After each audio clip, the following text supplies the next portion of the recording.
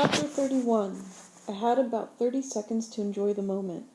Then I had a team to coach. For the first half, my run-and-gun technique worked. I put myself, Madison, Oscar, Paul, and Jeremy on the court, and with 5 experienced players, we kept a slight edge on the teachers. My plan of feeding Paul the ball whenever there was a breakaway worked pretty well, until Miss Phelps' boyfriend started guarding him. I also discovered, though, that it's hard to play and coach the team at the same time. I barely had time to catch my breath and pull my thoughts together when I came off the court to tell other people what to do.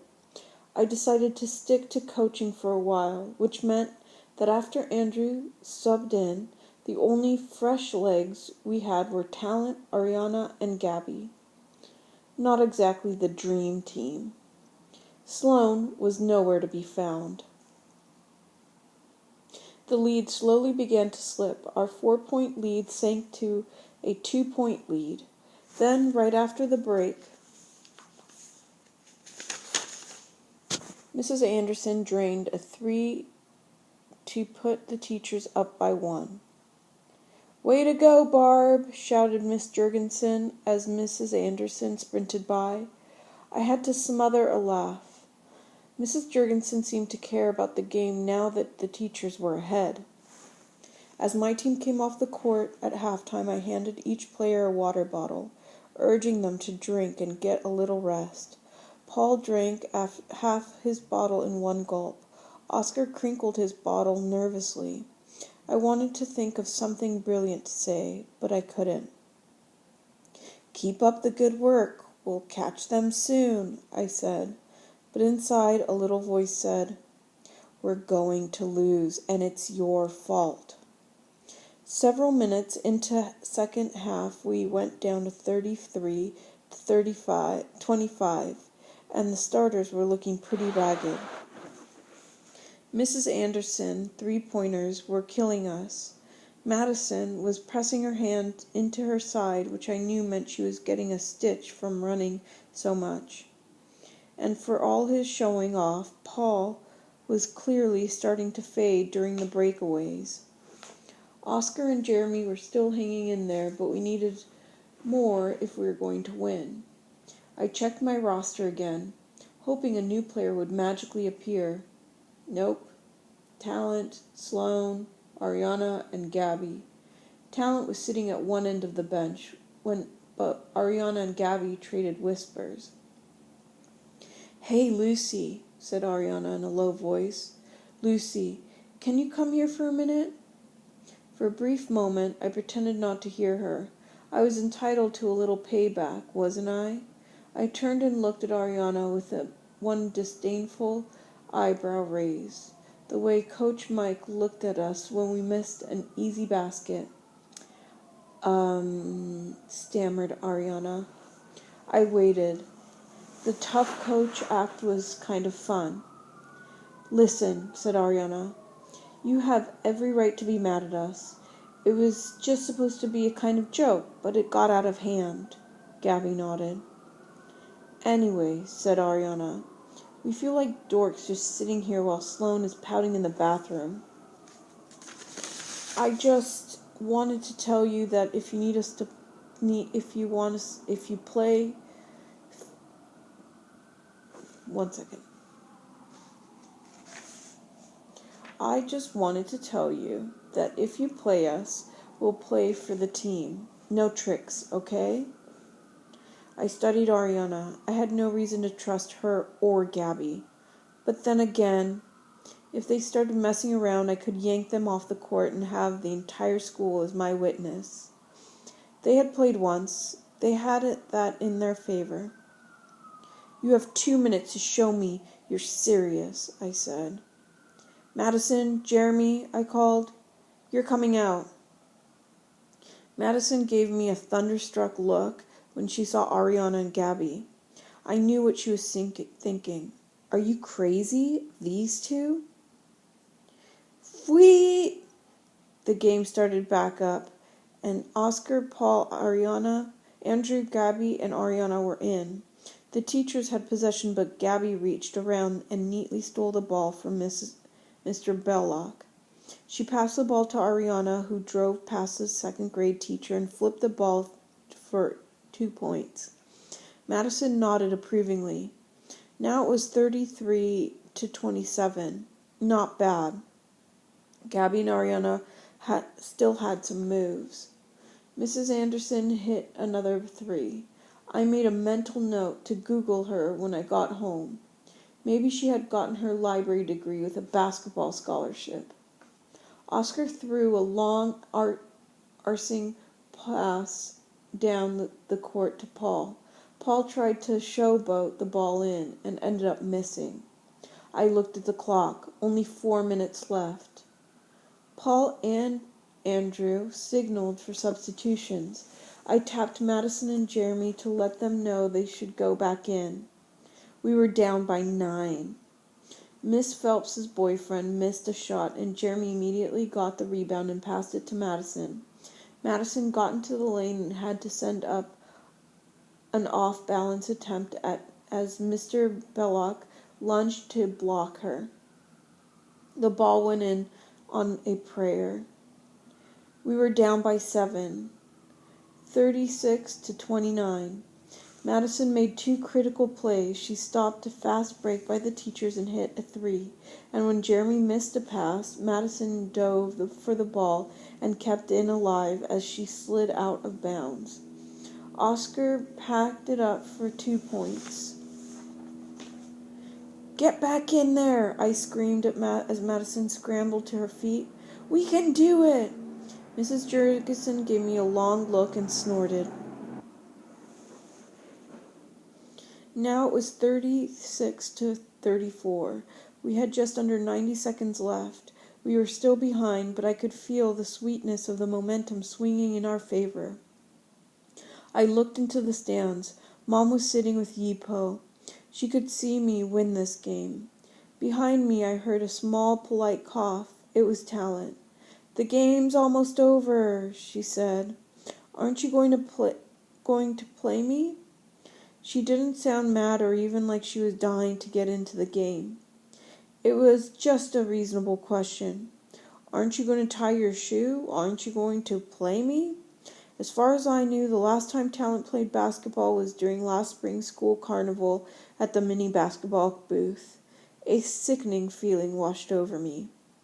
You have to play Talent. She's your friend. You can't win if you don't play Talent. I had wanted to be coached so badly to show everyone that I could win. For just a second, though, I wished I could disappear. What would Pat Summitt do? But then I did know. Pat Summitt might not play Talent, but I would. Talent! I made myself shout her name so I couldn't back out. Can you shoot from the 3? I asked. Talent's face lit up for a second and then faded. She shook her head. Can you take the ball on a fast break? I asked. Talent shook her head again, looking more confused. I grabbed her by the shoulders and pointed at her at Mrs. Anderson. Great, you're perfect. I don't want anyone who's going to be a ball hog. I want someone who will stick to Mrs. Anderson like a post-it note. Do not let her get the ball. If she gets the ball, do not let her shoot. I put my hand up high. Make yourself as big and annoying as possible. Got it? Talent pulled herself up straight and nodded. Got it. The teachers called a timeout. Gabby and Ariana stepped off the court, breathing hard. Good job, guys, I said, and I meant it. I didn't know you could play like that.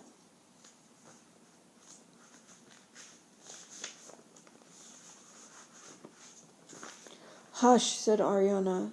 Sloane did. But she said she shouldn't try out for captain because we weren't leaders. Yeah, added Gabby. She said we couldn't think for ourselves. I pictured Ariana and Gabby as 2 sheep. Baan! In the agreement to everything Sloane said, I felt a kind of sorry for them. The whistle blew, signaling the end of the timeout. I grabbed Talon's arm, and together we stepped onto the court. I wasn't going to miss the final seconds of this game, not for anything. I checked the scoreboard, 36-34, 60 seconds left. Mrs. Phelps's boyfriend hit a jumper for 2. Then Oscar hit a beautiful nothing-but-net shot from the top of the key to give us 3. We were down by 1, 38-37. Now the teachers had possession with 30 long seconds on the clock. All they needed to do was kill some time and then let Mrs. Anderson make one of her incredible threes to seal the game. The entire gym was on its feet. The air shook. I pointed at Mrs. Anderson, who was moving swiftly, trying to shake off Talent. Even though she was not the most naturally athletic person you'd ever meet, Talent was doing a really good job following the direction I had given her. She stuck to Mrs. Anderson like a gun on the bottom of a shoe. "Watch her! They're going to give the ball to her!" I screamed at the rest of the team. Madison slid toward Mrs. Anderson. But I was wrong. With no one covering her, Miss Felsworth, the art teacher, took the ball and started to make a break down the court. "Take it to the rim, Sandy!" screamed Mrs. Jurgensen. She was practically jumping out of her seat. "We've got to get the ball back." Out of the corner of my eye, I saw Talent sweep away from Miss Anderson. She ran to the middle of the court and planted herself firmly in the path of Miss Felsworth. I think Miss Felsworth was like me. She couldn't believe what she was seeing. Even though she had 2 or 3 steps to change course or pass the ball, she slammed straight into Talent. Talent flew backwards. "Fwee!" The ref stopped the game and ran to the middle of the court. Miss Felsworth leaned down and helped Talent back to her feet. The gym became disturbingly quiet. "Are you okay?" Miss Felsworth asked. Talent brushed herself off. "I'm okay," she said cheerfully. Then turning to the referee, she asked, "That was a charge, right?" I shook my head, trying to absorb what had just happened. Talent had drawn a foul. She had made Miss Felsworth commit a foul. Now we had possession of the ball. I jogged over to Talent.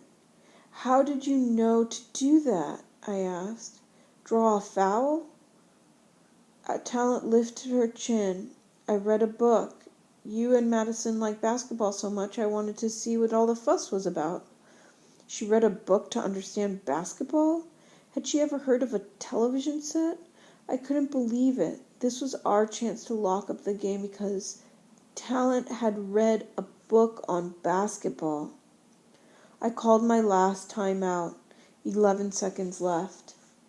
"Paul, you're going to inbound the ball. Just in case they decide to foul us, get it to someone who can make 3 free throws." "She means herself," said Madison, jerking her head at me. "Get it to Lucy, and the game's sealed tight." Paul grinned. "Yeah, I saw what she did earlier." "Just get the ball to the right person," I said, hoping that Paul would get my drift. I was pretty sure any of us could make the shot, except Talent.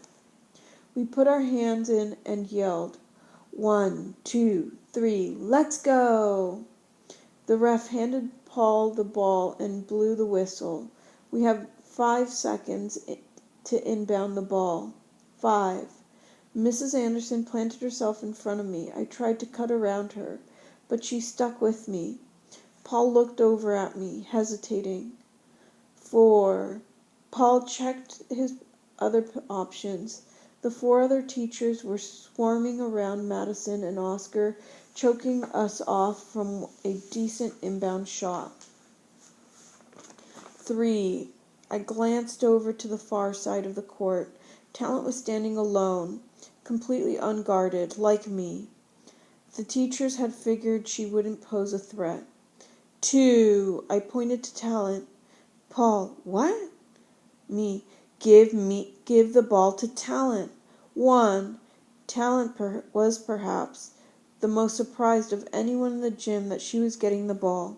She nearly dropped it as the ball flew into her hands, but she managed to hang on by trapping the ball between her forearms and her stomach. Now the clock started running. There were 11 seconds left. The teachers turned and began racing towards Talent.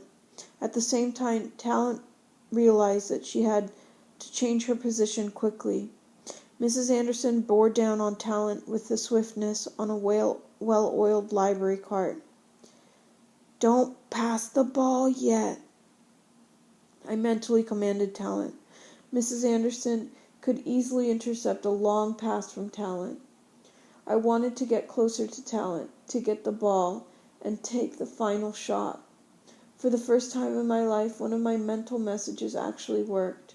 Talent did not try to pass the ball. Instead, Talent took a shot. No, no, no.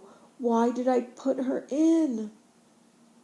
It was mid-court heave that was so crazy ugly that everyone just stopped to watch it tumble through the air, hit the backboard, bounce off the rim, once, twice, 3 times, and go in. The shot went in. A collective scream erupted. The crowd lifted up and rushed the court. Madison grabbed me. "We won! We won!" she screamed. Her whole face was bright and shiny with sweat. "You did it! We did it!" I said. And I meant it. I pointed at Talent, who was getting mobbed. "And there's the star who clinched the game." Madison put her arm around me. "You know, only a true great coach would have known to put her in." "Maybe," I said. Mrs. Jurgensen glared at me. I felt sorry for her class. "Great game, Madison." Jeremy appeared next to Madison. Madison gulped and nodded. Even though her face was red from running up and down the court, she turned one shade redder. I took off through the crowd. Only one person could make this moment sweeter for me. Yipo. Yipo and her perfect basketball gift and her mahjong club that I may or may not have invited with my imperfect, tone-deaf, wonderful Chinese. When I found her, Yipo was laughing. She was so happy.